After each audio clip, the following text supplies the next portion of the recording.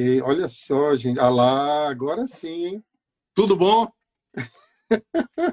Cara, pô, eu só não entendo o seguinte, por que que o Charles tá aparecendo grande e eu tô aparecendo pequeno? Eu não tô gostando disso, não. Rapaz, a medida do Instagram aqui é pelo tamanho do olho. O que tiver maior Ai, fica mais em cima. e da cabeça, né? Quanto mais oval, assim, talvez ocupe mais espaço no vídeo, né? Tá, João, tudo. É. Olha Então, para quem só, está gente. perguntando, essa live é sobre masculinidade bíblica. Se quiser saber sobre o assunto, fica por aí que a gente vai bater um papo sobre isso. E a gente vai deixar solto aí ó, o chat para você poder participar e mandar suas perguntas, se você quiser. Vamos esperar aqui mais uns 2 minutinhos para a gente poder iniciar a live. E eu, antes de a gente começar, deixa eu perguntar uma coisa para vocês. Esse assunto sobre masculinidade é alguma coisa que está sendo um assunto muito requerido para vocês? Porque para mim, como pastor, tem sido um grande desafio falar sobre isso. Tem... Não, não tenha dúvida, meu amigo. O mundo está cada vez mais feminilizado, né? Eu acho que eu mostrei a vocês um vídeo de uma repórter norueguesa, é, Não era dinamarquês. dinamarquesa, exatamente, respondendo a uma repórter alemã quando houve aquele ataque em massa dos muçulmanos, né? De estupro na Alemanha no Ano Novo. E todo mundo apavorado, não sabia o que fazer. Aí essa repórter disse: claro que não sabe o que fazer, nós não temos mais homem. Nós não temos mais. A palavra que ela usou várias vezes foi: nós não temos mais o poder masculino para nos defender. E agora nós Ah, eu vi, eles fizeram uma passeata, não foi de salto alto e de saia, os homens, não precisamos. foi? Ah, tá, é porque na hora eu pensei que eram torcedores do Fluminense do São Paulo, uma coisa assim de esporte e tal, eu não achei que Começou a fosse isso. palhaçada. Eu vou desligar os dois. Você pode fazer isso. Então vamos lá, olha, já temos aqui umas 20 e poucas pessoas na live, e uma coisa que eu queria saber é por que quando a gente fala sobre masculinidade bíblica, por que quando a gente faz uma live sobre isso, a maioria de quem participa é mulher, hein? Cadê os homens para ouvir sobre isso? Eu queria saber. Não, não, veja só, não é que a audiência feminina seja ruim, ao contrário, né? Estou vendo aqui adolescentes, jovens entrando, alguns solteiros, solteiras, inclusive. A live serve, inclusive, com esse objetivo, né, de você poder pensar na sua cabeça, formatar o tipo de homem que a Bíblia propõe para você como sendo ideal para você se casar, não é? Mas os homens geralmente não querem muito ouvir sobre isso. Né, Fernando? Tem muito, Oi? tem muito estereótipo do que é do que é a masculinidade. Por exemplo, tem gente, e eu vou falar aqui com todas as letras, tem gente que acha que ser homem é ter barba. Mas tem muita gente que tem barba e que não necessariamente significa que é homem. Viu? Então, estou defendendo meu time aqui. Eu não sei o que, é que vocês dois têm a dizer sobre isso. Rapaz, você ouviu o que você falou? Você falou que tem gente que não tem barba e não necessariamente é homem. Mas não tem problema. Bagunçou tudo, né? Olha aqui, o Daniel está dizendo, eu estou aqui, é uma classe, estou representando uma classe que está em extinção. É isso mesmo, é isso mesmo. É. Mas vamos começar então o nosso bate-papo. Primeira coisa que eu queria conversar com vocês é sobre a gente vive um tempo de gênero fluido, né? Pelo menos é o que estão dizendo por aí. Não existe papéis entre homens e mulheres. Como que a gente pode provar biblicamente que existem tarefas específicas, que existem coisas específicas que Deus espera do homem? Samuel. Em relação a que especificamente você quer saber? Porque. Não, se a distinção de papéis. Ok. Então, é extremamente importante. A gente está lidando aqui sob a perspectiva bíblica. Né? E pela perspectiva bíblica, o apóstolo Paulo, quando está falando para Timóteo, ele diz que nós fomos criados de forma diferente. Então, existe o aspecto criacional e o aspecto ligado à queda. Então, pelo aspecto criacional, é fantástico. Se você está nos ouvindo aí, for lá para Gênesis capítulo 2, você vai ver que todos os mandatos, tudo aquilo que Deus falou para o homem, ele falou sem que a mulher ainda existisse. Capítulo 2, de 15 a 17. E aí, no versículo 18, depois de dar todos os mandatos, ele diz assim: não é bom que o homem esteja só. Eu vou lhe fazer uma auxiliadora que lhe seja idônea. Então, a primeira questão aí é que nós somos responsáveis por qualquer coisa, de boa ou ruim, que acontece. Vamos dizer, falando mais especificamente, nós somos responsáveis por tudo aquilo de ruim que acontece. Né? Ou seja, a responsabilidade recai sobre as nossas costas. Se alguma coisa de boa acontece, a gente pode dividir essa responsabilidade com as mulheres. Esse é o ponto ensinado por Paulo a Timóteo.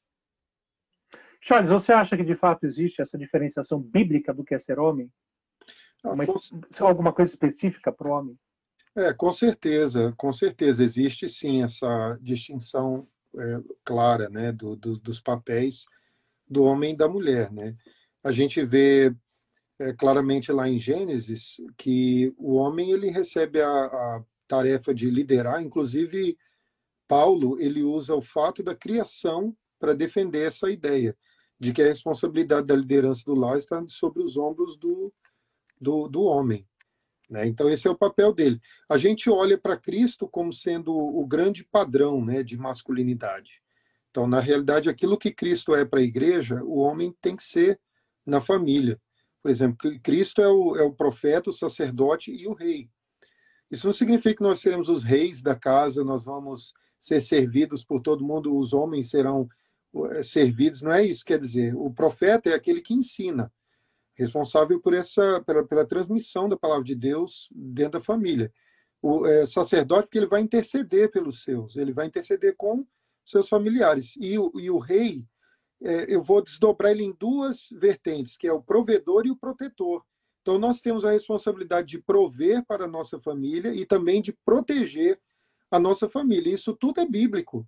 Está muito claro lá no livro dos Salmos, lá no Salmo 128, diz assim: bem-aventurado o homem que tem meu Senhor e anda nos seus caminhos, do trabalho de tuas mãos comerás, feliz serás, tudo te irá bem, né, Samuel? Agora, Charles, é interessante, quando você fala isso, o Cristo é o homem por excelência, é o protótipo de macho. As pessoas não entendem.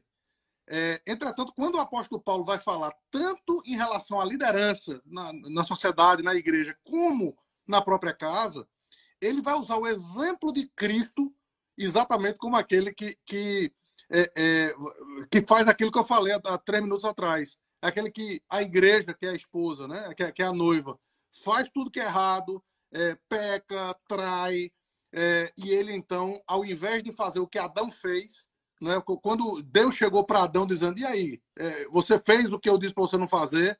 Aí Adão disse: a mulher que tu me deste. Né? É a mulher que tu me deste. Quando ele chega para Cristo, Cristo não teve, e ele comeu, o miserável do Adão comeu do fruto. Né? E Cristo, muito pelo contrário, ele não apenas não comeu, ele foi tentado no deserto, não no jardim, e ele então disse: não é a mulher que tu me deste, eu vou pagar o preço por ela. Eu vou... Isso é muito bonito, né? Então... Agora, assim, algo que eu acho interessante é a perspectiva da liderança masculina a partir de seguir o exemplo do próprio Deus na criação. Né? Porque, veja que interessante, Deus trabalhou durante 6 dias, descansou no 7º. No 7º dia foi um dia de descanso para Deus, e deixou de descanso de criar, e no 7º, e também foi um descanso para Adão. Adão começou com descansando para depois trabalhar. Mas o interessante é que quando Deus para de trabalhar, Adão começa a trabalhar, porque ele colocou ele no jardim para cuidar, lavrar e proteger o jardim. Então, a minha impressão é de que tudo aquilo que Deus fez durante os 6 dias era para ser, de alguma maneira, dentro das limitações humanas, imitado por Adão dali para frente. E é por isso que eu gosto de olhar a ação de Deus nos 6 dias e ver que aquilo já foi um teste, uma prova de comando para Adão, uma prova de liderança para ele, de que ele deveria encontrar o caráter do líder no próprio Deus. Né? Uhum. Por exemplo, Deus cria e chama dia, chama noite. Né? E depois de Deus pega os animais, coloca diante de Adão e fala: Adão, chame esses animais, dê um nome para esses animais. Então, é uma prova, né, de que é em Deus que nós encontramos o sentido da liderança masculina bíblica, né? Não tenha dúvida. Só um detalhe do que você falou é que o primeiro dia inteiro do homem foi de descanso. Mas no sexto dia, que foi o dia que ele foi criado, ele trabalhou e trabalhou muito, porque Uhum. foi exatamente o dia em que ele fez isso que você tá nos... Dando o nome aos animais, né? Então, para aqueles que estão assistindo, começando a assistir agora, a live é sobre masculinidade bíblica, ok? Então, por que vocês acham, agora vamos para o presente, para analisar o nosso contexto, por que vocês acham que a masculinidade está tão em declínio em nossos dias? Eu creio Thiago? que existe. Bom, tem vários fatores que explicam isso. Eu estava vendo um vídeo da PragerU, e e a pessoa lá estava explicando que desde a escola, da pré-escola e tudo mais, é exigido que os meninos se comportem como as meninas se comportam. Só que o comportamento dos meninos é próprio de menino. Por exemplo, ele gosta de falar de monstro, de animais ferozes, ele gosta de brincar de luta, de umas coisas assim, sabe, e tal. Já as meninas são mais recatadas, mais comportadinhas e tudo, elas não vão brincar desse tipo de coisa e tal. E é exigido que os meninos brinquem desse jeito, que eles se comportem desse jeito, desde cedo. E aí o que acontece? Eles são obrigados a fazer algumas coisas que não são interessantes para eles, e aí eles acabam se anulando. Por exemplo, ele quer ler livros sobre tubarão, entendeu? Um negócio assim, né? E aí tem que ler, não, é a historinha da Florzinha, a Rosinha, que falava com a companheira, que era Margarida, e não sei o quê.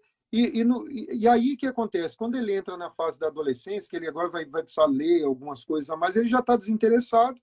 E aí a gente vê que no mundo acadêmico as mulheres têm se desenvolvido melhor do que os homens. 60% das vagas de universidades são ocupadas por mulheres. Olha aí, né? Eu acho que isso aí já explica algumas coisas, né? Mas eu acho que Samuel tem outras coisas aí também para falar. A gente vive, não é, num momento pós o feminista, vamos dizer assim, em que o feminismo está muito em voga. E é interessante que o feminismo, se você parar para pensar sobre a perspectiva do homem natural, eu não estou falando de nós, a gente conversa, a gente se conhece, a gente tenta nadar contra a corrente desses papéis nos dias de hoje. Mas o feminismo, para o homem natural, é a coisa mais cômoda do mundo. É bom demais para o homem natural. Por quê? Porque ele não tem as responsabilidades que Deus deu para eles. Né? E as mulheres contam isso muitas vezes. Nós mulheres, de uma forma geral, essa generalização ela é equivocada, porque as mulheres, de uma forma geral, eu creio que elas não são feministas. Né? Elas querem a nossa proteção, elas querem o nosso cuidado, elas querem... Ou então elas têm uma definição errada do que é feminismo, né? Algumas acham que feminismo é combater o machismo, é combater o chauvinismo, e não existe espaço na Bíblia para chauvinismo e machismo, né? Isso aí Então, nossa irmã Simone Quaresma, ela tem ela fala muito sobre esse tema e ela tem uma ilustração muito interessante, né? Eu escutei ela falando para mulheres e passei e vi exatamente quando ela estava lá em Brotas, quando ela diz assim, ela diz que cada vez que a mulher dá um passo para frente no relacionamento, ou seja, quer impor a sua vontade, quer impor a sua liderança, o homem naturalmente vai dar um passo para trás. Vai dar um passo para... E ela está nos ouvindo aí, que bom a gente poder estar com nossa irmã aqui. A mulher naturalmente, o homem naturalmente vai dar um passo para trás, porque traz um comodismo para a gente. Uma cena que nunca me sai da cabeça foi no metrô de São Paulo. Quando o metrô de São Paulo, vocês dois já andaram lá e sabe como a coisa é apertada. Né? E entra uma mulher grávida, carregando, com o bebê no colo e carregando sacola. E ninguém deu lugar para aquela mulher. Até que eu ainda me lembro do chapéu que o cara tava. O camarada estava sentado com o chapéu do Corinthians, viu, Fernando? O chapéuzinho... Opa, é nóis. É nóis, mano. Com o chapeuzinho do Corinthians, aquela touquinha do Corinthians assim. Rapaz, a mulher pediu. Disse, por favor, deixa eu sentar, então segura isso aqui para mim. Ela tava com... e o cara disse, direitos iguais. Direitos iguais. Ou seja, se utilizou de algo que é trazido pelas feministas para demonstrar o quão, nos mínimos detalhes, as mulheres estão sendo prejudicadas por isso. E o caso lá da Europa foi apenas um exemplo disso. No caso da Europa, esse caso da Europa, eu acho que ele é emblemático, porque é um caso muito interessante. Primeiro aconteceu aquela tragédia, né? No Ano Novo, acho que 2014, as mulheres foram estupradas em Colônia, na Alemanha, e tal. Foi uma coisa horrorosa, assim, um grande número de violência, de atos de violência sexual contra as mulheres, e não tinha homens para defender as mulheres. E aí os holandeses foram fazer um protesto lá em Amsterdã em relação a esse fato aí de Colônia, na Alemanha. E aí o protesto deles foi, eles se vestiram de mulher, usando saia, e saíram na rua com a boca pintada de batom e falando, deixem as mulheres, não sei, as mulheres têm um direito. Pense em ser jeito de defender, rapaz, as mulheres. Enquanto tinha que ter, que pegar arma, não é? E contra esses miseráveis que estão vindo contra nossas mulheres. Né? Exatamente. Para falar sobre isso, a turma fica toda politicamente correto, não pode, nós temos que ser muito bonzinhos, não sei o quê. E sendo muito... Pacifismo, né? Eu costumo dizer que o pacifismo é uma das armas mais diabólicas que existem, né? Mais usadas pelo diabo, né? Porque na Bíblia a gente vê que as coisas terminam em guerra. É Cristo vencendo as hostes do mal e lançando-os todos no inferno, né? Então, na verdade, a paz genuína não é o pacifismo, é a derrota do mal. Exatamente. Fernando, o que você está dizendo, cara, por incrível que pareça, mesmo sem pecado, aconteceu antes da queda. Porque foi o silêncio de Adão. Foi o silêncio de Adão quando a serpente estava. Uma cobra falando com a mulher dele. Que conversa é essa, rapaz? Dizendo aquilo que Deus não estava dizendo. Ou seja, naquele momento ele tinha que ter sido. Ele tinha que ter usado a violência. Ele tinha que ter usado dado uma bica na cobra e pronto, sai daqui, monstro. Não tenha dúvida. Não tenha dúvida. Então, isso entra já no nosso segundo ponto, né? Já estamos falando sobre ele. Por que a masculinidade é importante, né? Porque, obviamente, porque Deus colocou o homem para proteger, né?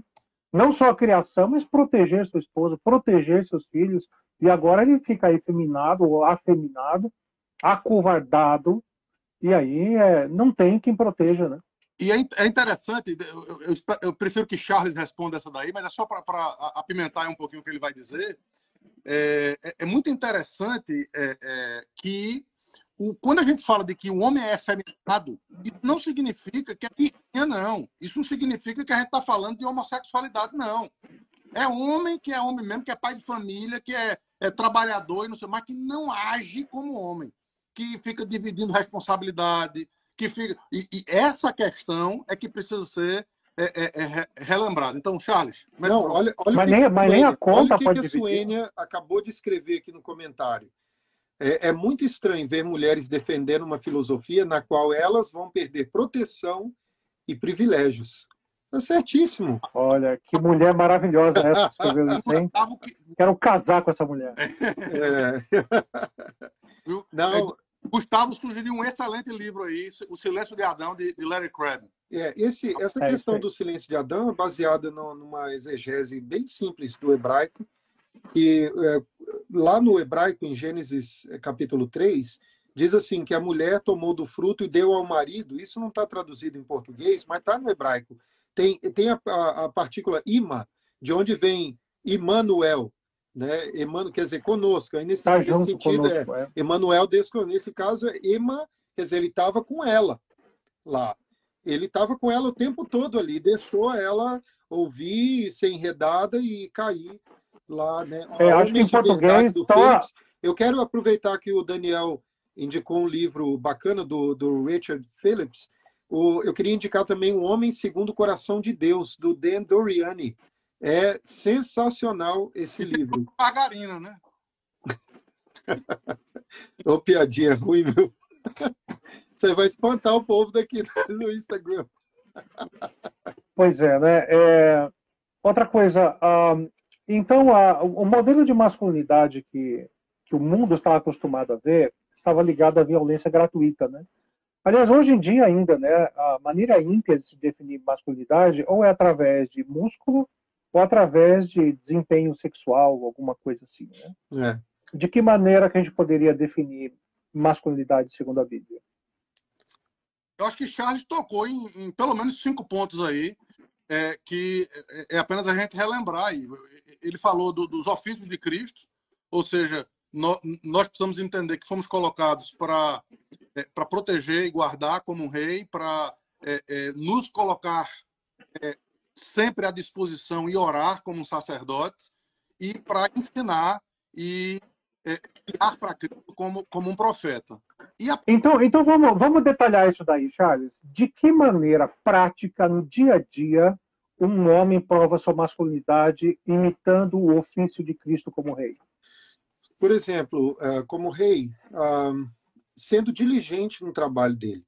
Acho que essa é uma coisa. Tem muito homem que é preguiçoso, que ele perde o emprego e aí ele fica à toa, não procura emprego como uma coisa urgente para ele manter a casa dele, faz piadinha, sabe, do tipo, se depender de mim, minha mulher vai botar dinheiro em casa, eu vou ficar só curtindo com as crianças e tudo. Mas não, a responsabilidade é sua. Então vai trabalhar mesmo, procure emprego, pegue no batente, entendeu? Se esforce mesmo. Eu mesmo já tive que trabalhar até em construção civil, sabe, mexer com concreto para botar comida na mesa. Tem hora que a gente tem que ir lá mesmo e arregaçar a manga. O Samuel lembra disso, né, Samuel?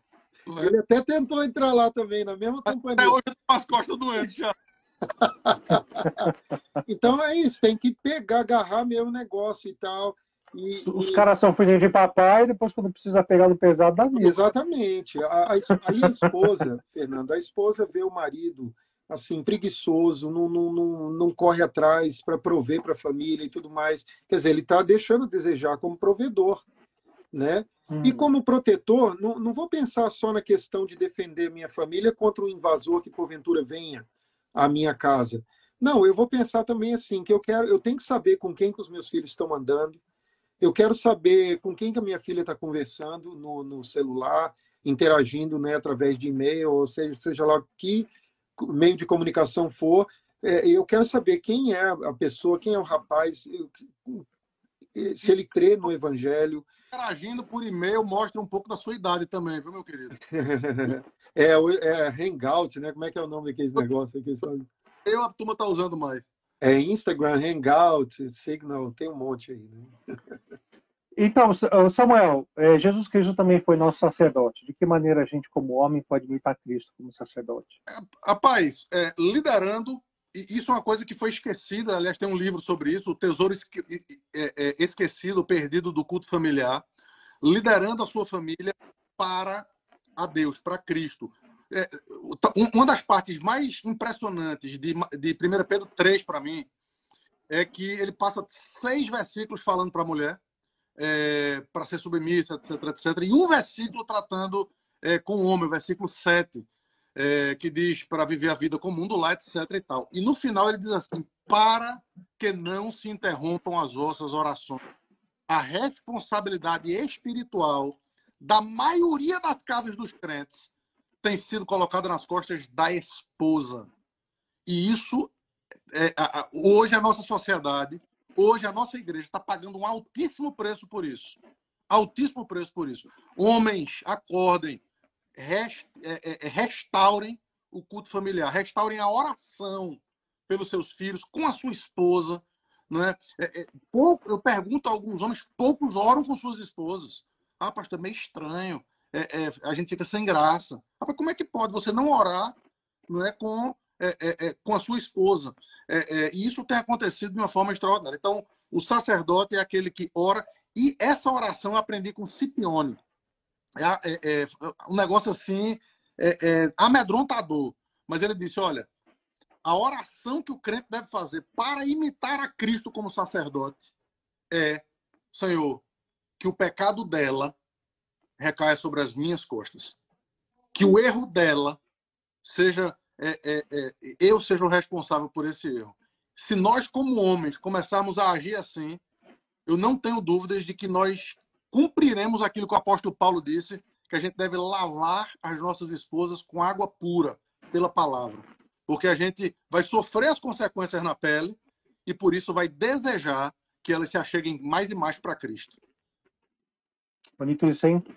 Agora, e profeta, Charles, como é que nós imitamos a Cristo, homens, nós imitamos a Cristo sendo profetas de nosso lar? Primeiro, ele tem que ter a consciência de que, como líder, segundo o modelo estabelecido pelo Senhor Jesus, ele é responsável pelo ensino da palavra de Deus na sua casa. E é nessa parte aí que os homens têm falhado demais também, não só na questão da oração, mas na questão do ensino. Eles acham que essa responsabilidade é do pastor ou então da própria esposa, sempre joga para ela e tal. E não pode ser preguiçoso também para estudar, para ler livros.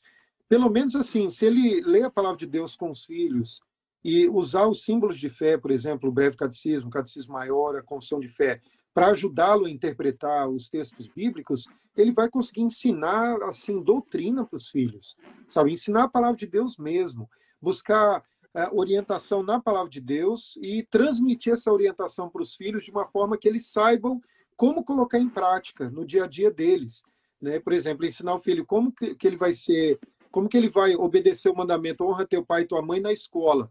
Ele não vai pensar que diz respeito só à obediência aos pais dele, ele tem que entender que a obediência é professora. Todas as pessoas que estão investidas de autoridade sobre ele são pessoas dignas da obediência, da honra que ele deve prestar e tal. Então, quer dizer, aplicar as coisas para o dia a dia deles, ensinar nesse sentido a doutrina e como vivenciar a doutrina, ensinar o evangelho. Tem um livro muito bacana que chamou Evangelho para Crianças, do Lau Zerder, acho que é da editora Fiel.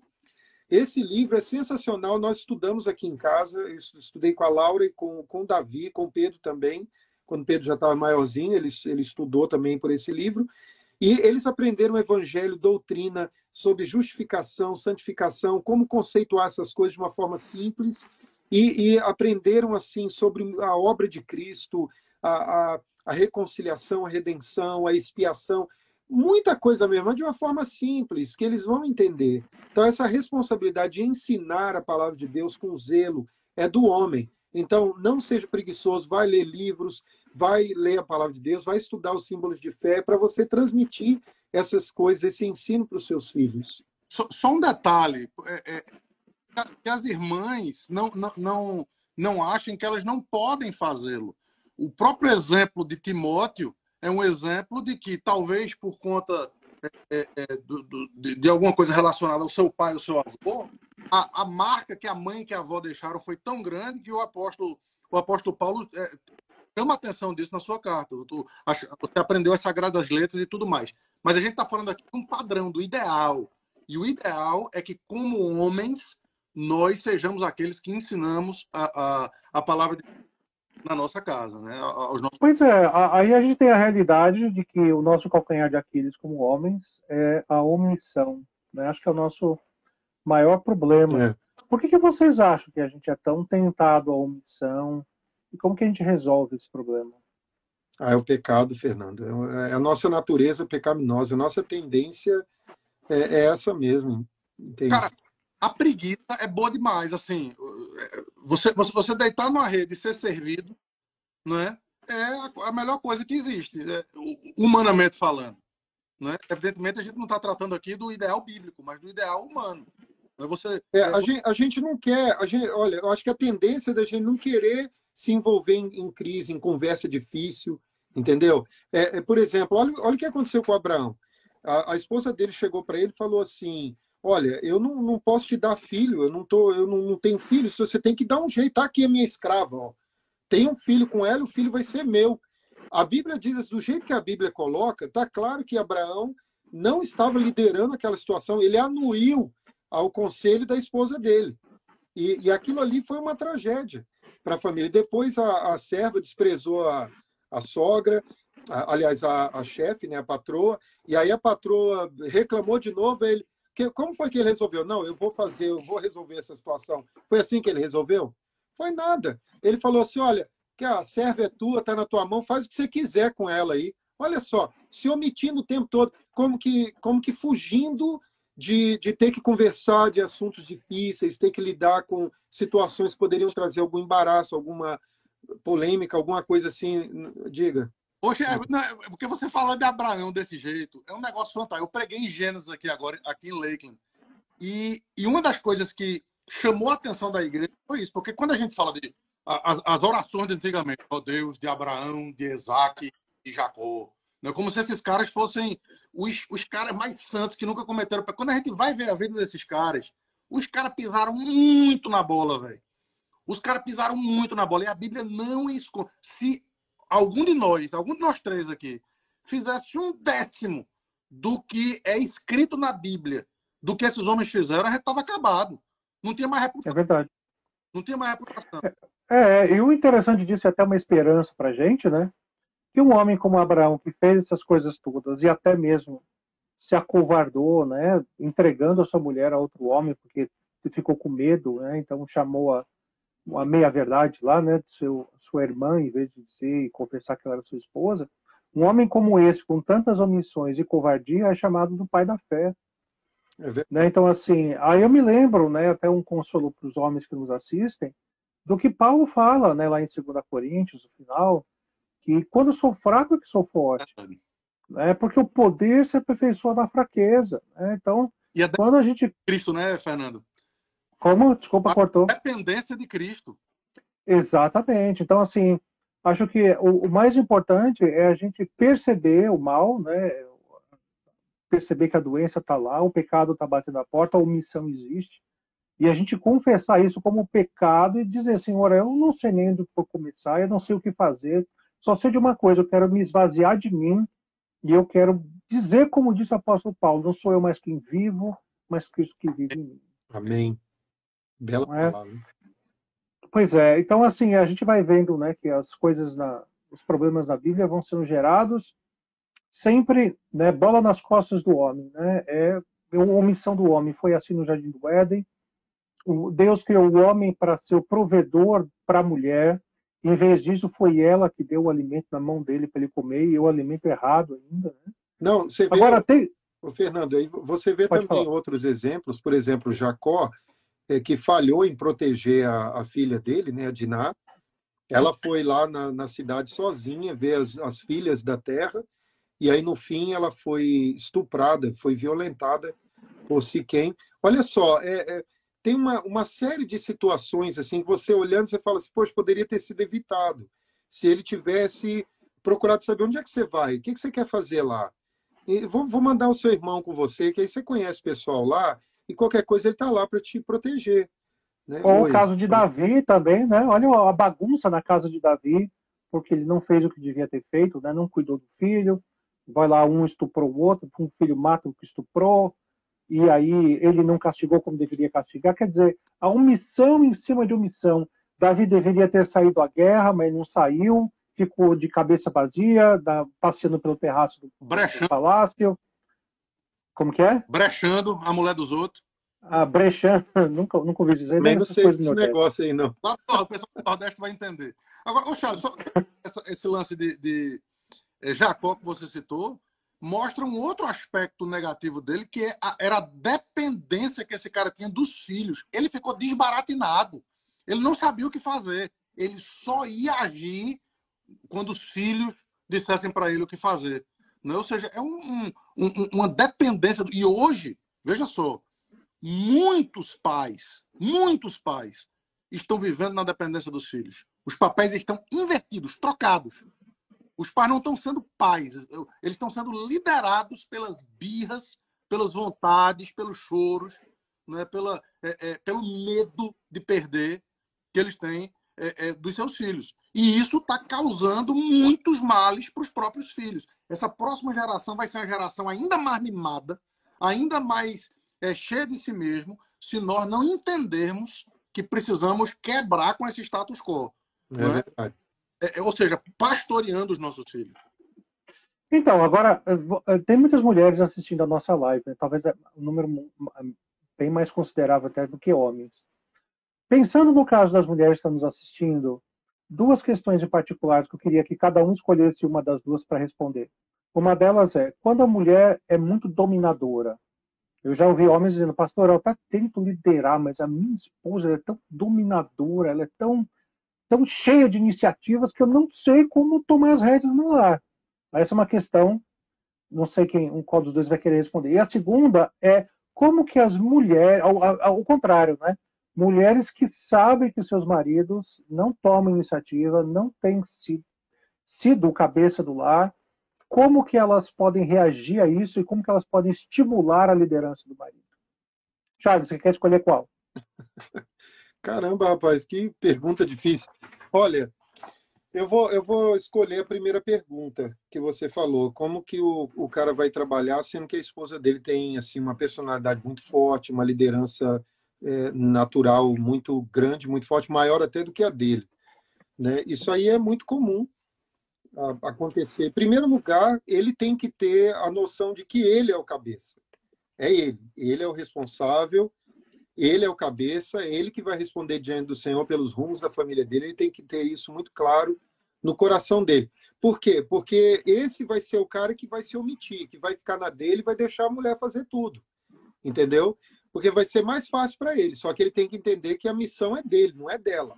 A responsabilidade é dele, de ser o profeta, o sacerdote, o provedor, o protetor na sua casa. Então, primeiro tem que ter essa consciência. Ele tem que ser o cabeça. Ele precisa conversar com a esposa sobre os papéis do marido e da esposa. Ele precisa conversar com ela dizendo assim, olha, você naturalmente tem uma liderança muito forte, mas você precisa entender que a responsabilidade é minha. Então, eu quero que você, biblicamente, você entenda isso e me ajude nessa minha tarefa de liderar o lar, né? E tem que ter isso bem claro. E outra coisa, ele precisa usar a palavra de Deus, porque a palavra de Deus confere uma autoridade assim muito grande aos pais, etc. E como marido, isso vai acontecer também. Quando ele citar a palavra de Deus, e a esposa dele vai se submeter imediatamente, ainda mais se ela for obediente à palavra de Deus. Ela vai ouvir aquilo e vai respeitar. No mundo ideal, Charles. Oi. No mundo ideal, ela vai se submeter imediatamente. Mas uma palavra importante do capítulo 3 de Gênesis da queda é aquela: o teu desejo será para o teu marido. Ou seja, a partir daquela expressão, o desejo da mulher normalmente é contra o desejo. A inclinação é essa, é bater de frente. Inclusive, na gramática do hebraico, a ideia é de bater de frente mesmo. Vai contra no sentido de confrontar, de bater.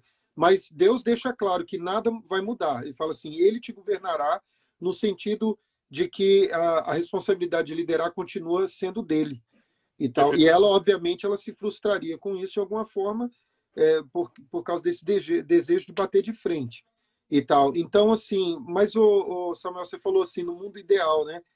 Veja bem, quando a mulher ama a palavra de Deus e ela ouve e obedece a palavra de Deus, quando o marido cita a palavra de Deus, ela se cancela.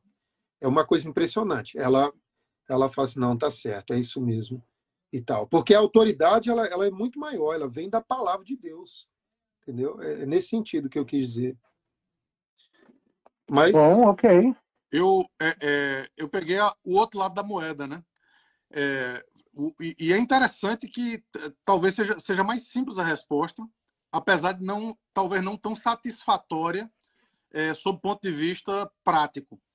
Mas eu creio que, às vezes, no caso citado por você, Fernando, as mulheres precisam deixar que a casa quebre a cara um pouquinho.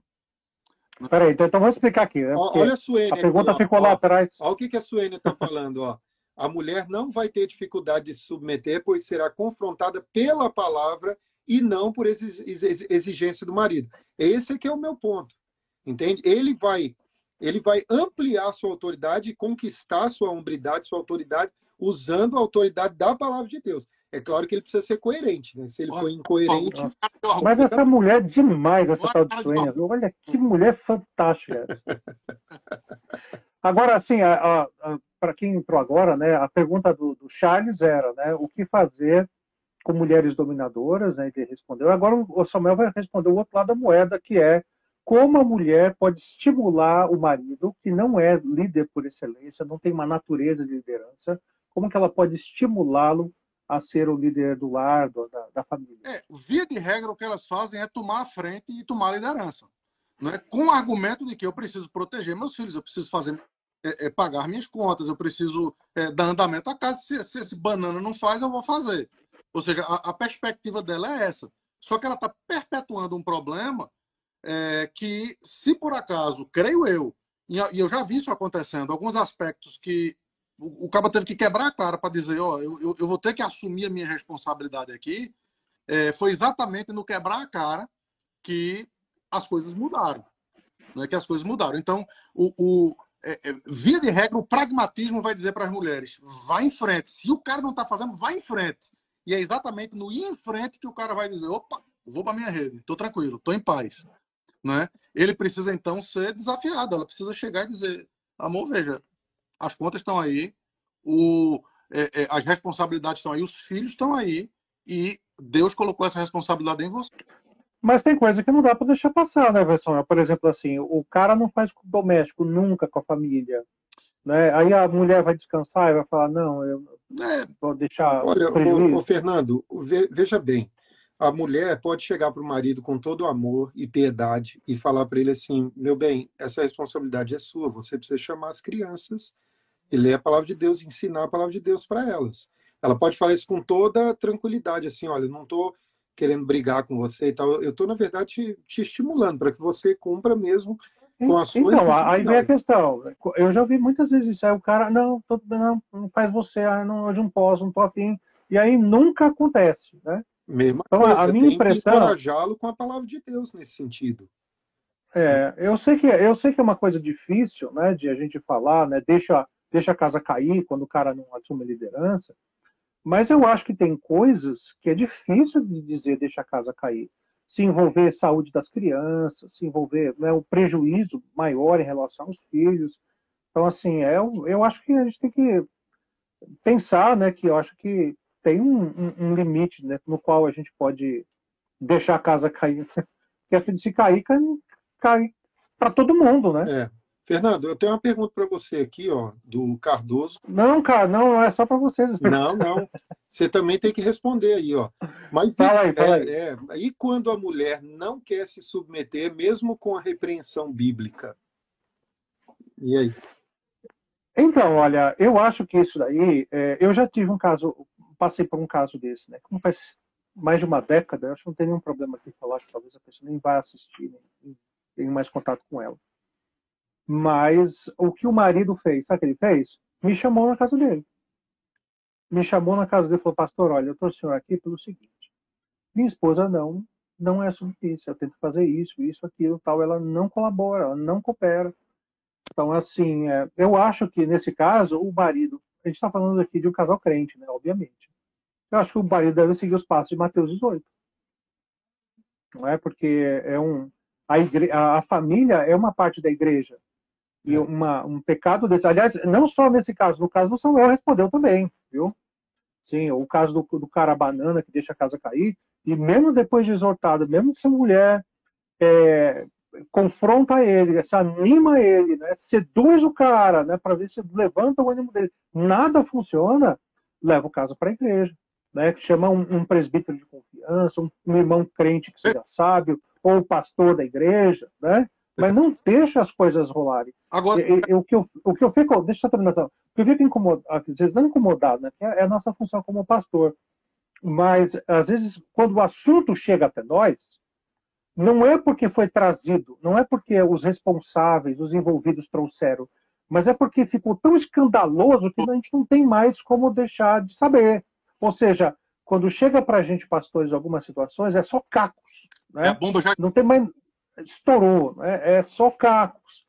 Então aí acho que isso fica também, aqueles que estão nos ouvindo, né? Homens, mulheres.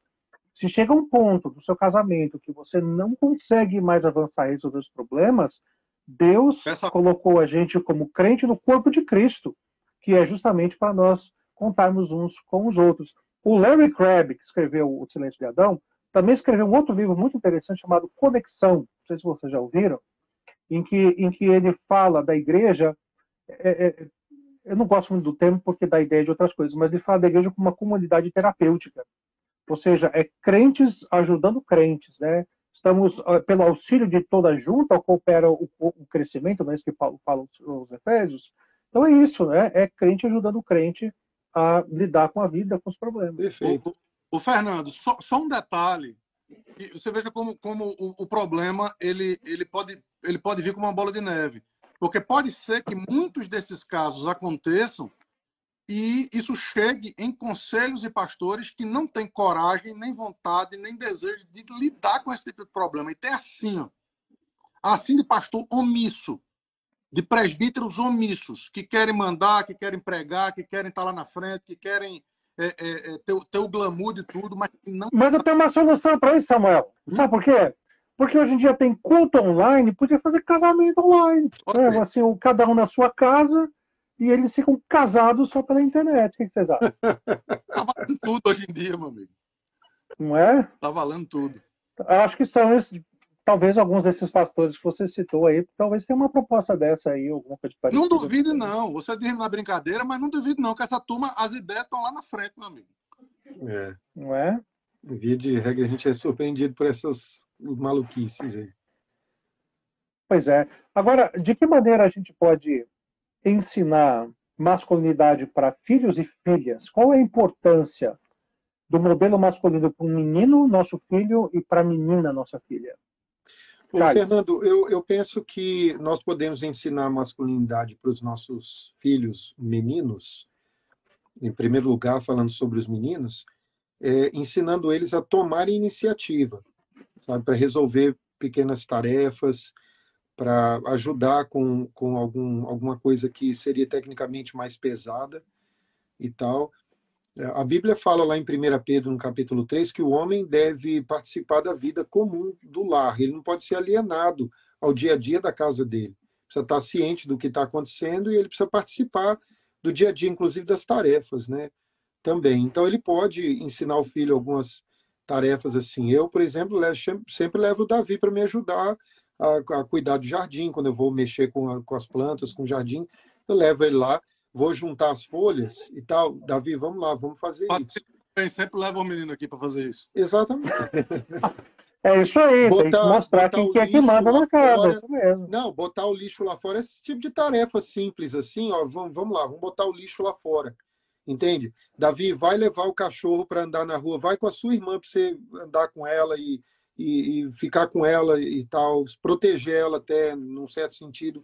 Então, assim, e com isso a gente vai ensinando eles a desenvolver essa masculinidade, né? Também ensino, é verdade. É claro que ensino. Agora, assim, eu quero aqui, o Samuel falou, né? Eu quero aqui dar meu testemunho, porque eu já vi muitas vezes o Samuel sempre tomando iniciativa das coisas, né? Ele vê o problema, alguma coisa, e ele sempre fala, otiça, aí as coisas todas se resolvem. É impressionante. E resolve mesmo. Um homem de iniciativa. É um homem de iniciativa.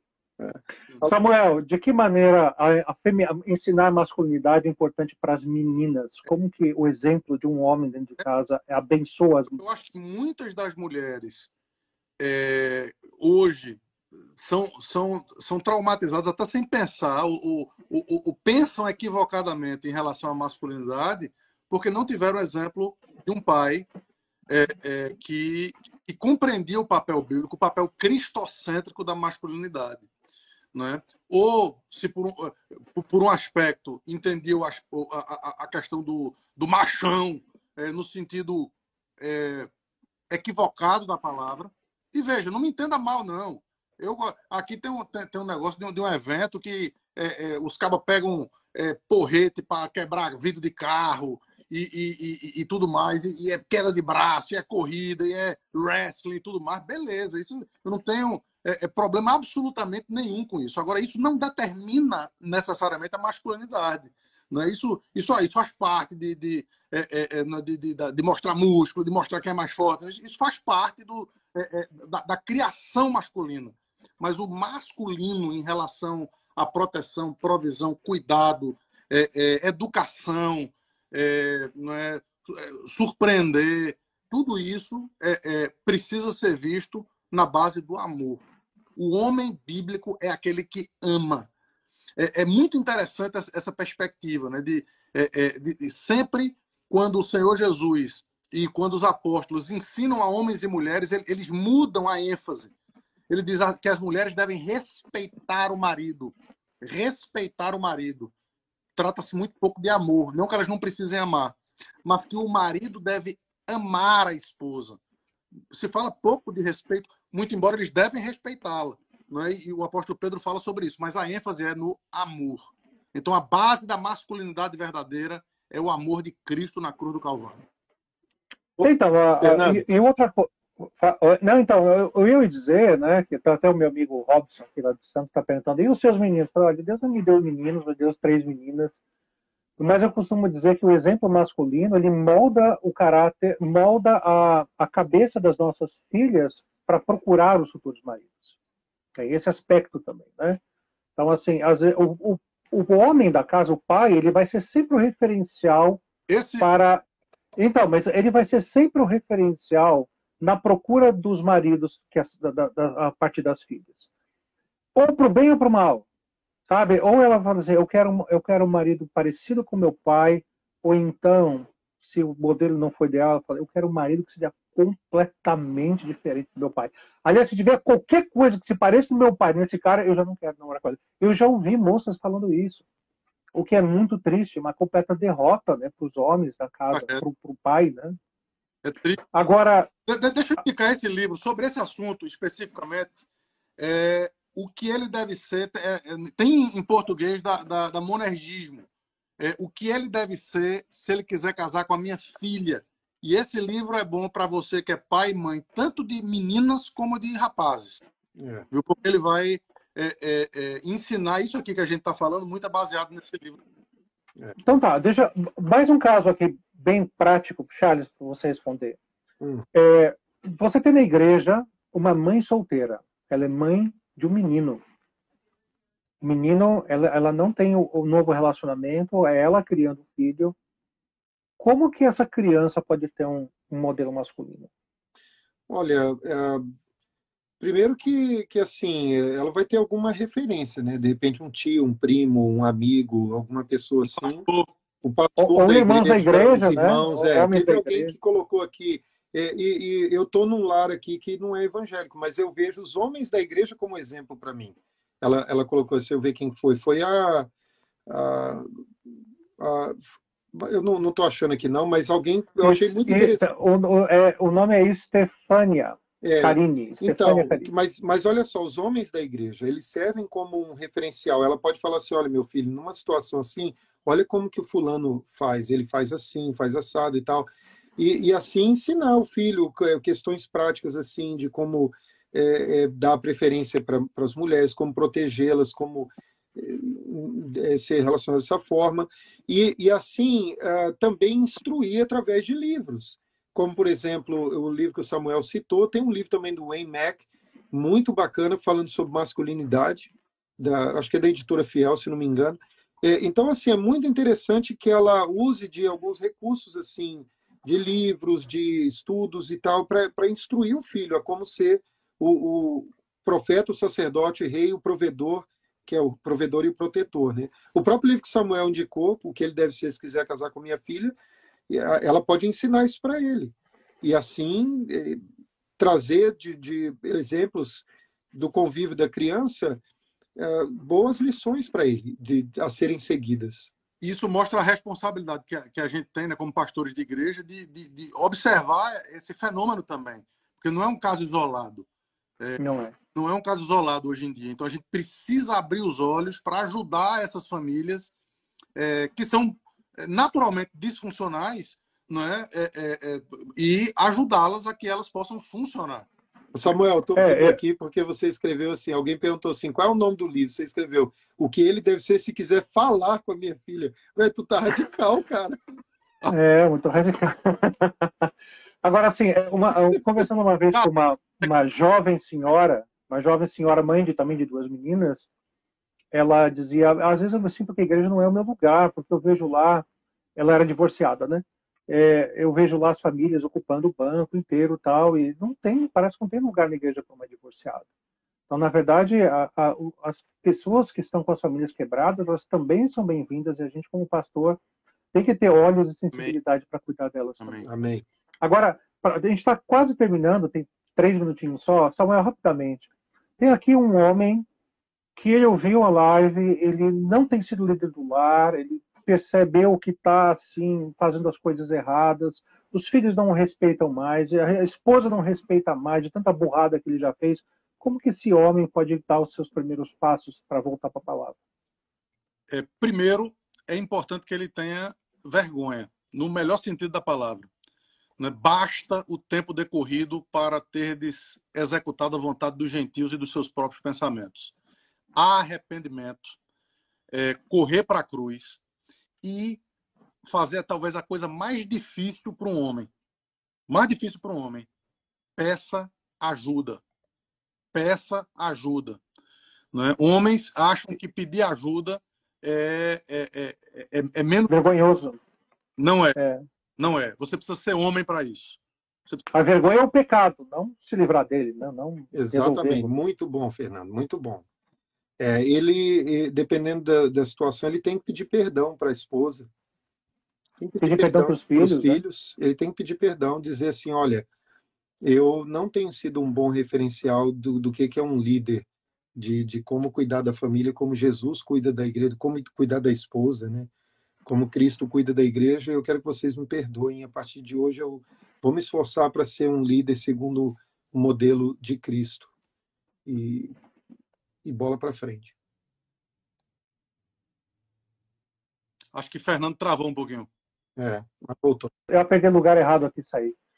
Então, olha, a gente já só tem mais 2 minutos de live. Eu aqui agradeço as palavras do Robson e da Cris, que não eram ovelhas ainda, porque eu era seminarista quando estava lá em Santos. Eles escreveram aqui, olha, eu e a Cris carregamos suas instruções de discipulado até os dias de hoje. Louvado seja Deus mesmo, meu irmão. Amém. Carrego também com muito carinho aí a experiência da igreja, a primeira igreja de Santos.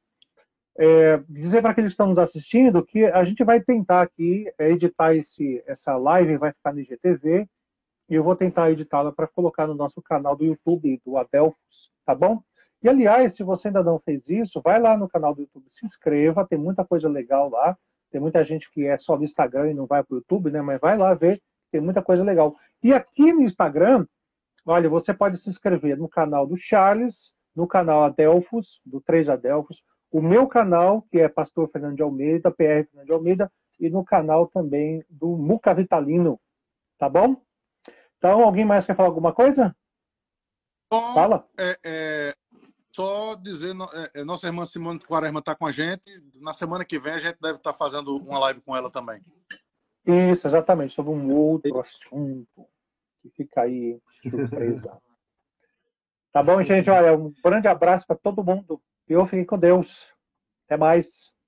Tchau.